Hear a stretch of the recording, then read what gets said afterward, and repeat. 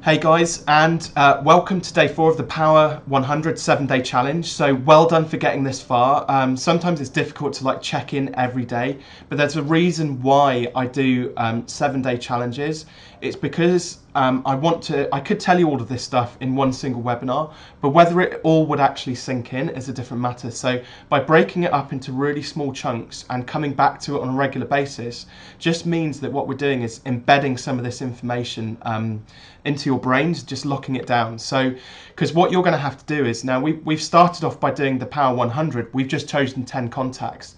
What I'm actually going to ask you to do once this challenge is finished is to expand on that and create a list of 100 contacts who you're going to get in touch with and nurture and create meetings with and hopefully create partnerships with over a period of time. So how this normally works is you would have a list of 100 contacts. You would choose 10 of those contacts like you're doing this week and nurture those 10 contacts for 2 to 3 weeks. And at the end of the 2 to 3 weeks, you'll do day 7, which we're obviously going to come on to, step 7 of the Power 100, which is where you create the biggest impact.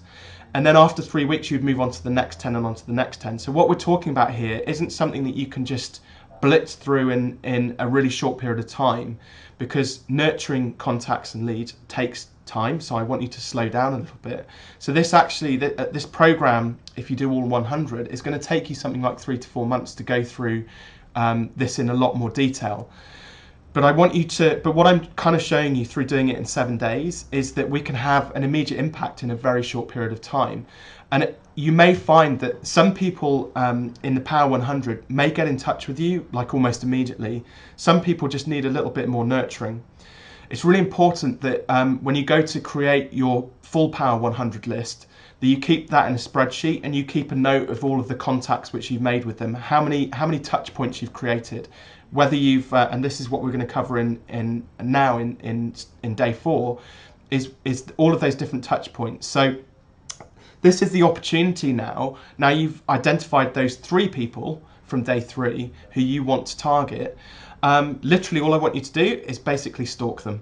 So go find their Facebook page, like their Facebook page, see if you can add them as a friend on Facebook if you feel that they are more likely to say yes. Go and hunt them down on Google Plus and get into their circles, add them to your circles on Google Plus. Find them on Twitter, follow them on Twitter. Find their LinkedIn page and connect to them, and just make sure you add a note as well when you connect with them. So just say, hey, really like what you're doing, hope you don't mind me connecting, just saying hello sort of thing.